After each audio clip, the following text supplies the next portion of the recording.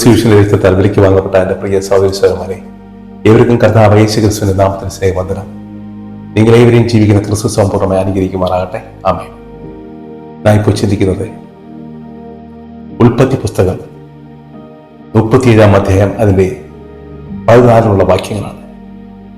നമ്മളിൽ പലരും ചെയ്യാത്ത കുറ്റത്തിന് വേദനിക്കുന്നവരായിരിക്കാം, തെറ്റിദ്ധരിപ്പിക്കപ്പെട്ട് വിഷമിക്കുന്നവരായിരിക്കാം. ഹല്ലേലൂയ. എന്നാൽ ഇങ്ങനെയുള്ള നമുക്ക് വേണ്ടി, ഇങ്ങനെയുള്ള എന്നെ കേൾക്കുന്ന എൻ്റെ സഹോദരി സ്വരന്മാർക്ക് വേണ്ടി ദൈവം നമുക്ക് ദൂതാണ്. ഹല്ലേലൂയ.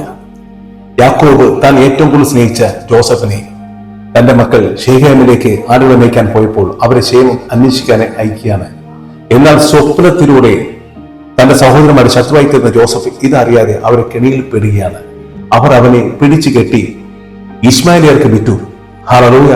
അവന്റെ ഒരു കുപ്പായം ഊരി ഒരു ആടിനെ കൊന്ന് അതിന്റെ ചോര അതിൽ പുരട്ടി യാക്കോബിനെ തെറ്റിദ്ധരിപ്പിച്ചു.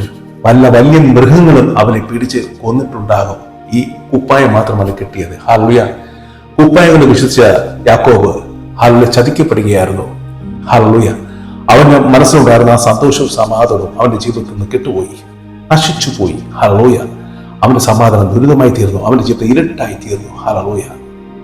പ്രിയ സഹോദരങ്ങളെ, തുടർന്ന് ഉൽപ്പത്തി പുസ്തകം 45:27 വല്ല മൃഗങ്ങളും അവനെ കടിച്ചു കൊന്നു കാണും എന്ന് പറഞ്ഞവർ തന്നെ ഒന്ന് പറയുകയാണ്, ജോസഫ് ഇതാ ജീവിച്ചിരിക്കുന്നു, അവൻ മിസ്രയീമിന്റെ അധിപതിയാണ്. അവൻ ജീവിച്ചിരിക്കുക മാത്രമല്ല, അവർ പറഞ്ഞത് അവൻ അധിപതിയാണ്, സർവ ഐശ്വര്യം നിറഞ്ഞവരാണ്, ഒരു രാജ്യം അവൻ ഭരിക്കുന്നു. ഹല്ലേലൂയ. പ്രിയ സഹോദരങ്ങളെ, നമ്മെക്കുറിച്ച് തെറ്റിദ്ധരിപ്പിക്കുന്നവർ, നാം ചെയ്യാത്ത തെറ്റ് ചെയ്താണെന്ന് പറഞ്ഞ് നമ്മെ ക്രൂശിക്കുന്നവർ, ഹല്ലേലൂയ, അവരെ നമുക്ക് ഈ സമയം കർത്താവിനെ തിരുക്കൽ സമർപ്പിച്ച് പ്രാർത്ഥിക്കാം. അവർ നമ്മെക്കുറിച്ച് പറയുന്ന നല്ലൊരു ദിനം നമുക്കായി കർത്താവ് കരുതി വെച്ചിട്ടുണ്ട്. ആ ദിവസം അവരുടെ നാവ് കൊണ്ട് തന്നെ ഹല്ലേലൂയ നമ്മെ അവർ ഉയർത്തി പറയും, നമ്മുടെ നന്മകളെ ഉയർത്തി പറയും. ഹല്ലേലൂയ. കർത്താവ് നമ്മുടെ ജീവിതത്തിൽ ചെയ്ത ആ നല്ല അനുഭവങ്ങളെ, നല്ല അനുഗ്രഹങ്ങളെ അവർ ഉയർത്തി പറയും. അവർ നമുക്ക് സാക്ഷിയായി തീരും. ഹല്ലേലൂയ.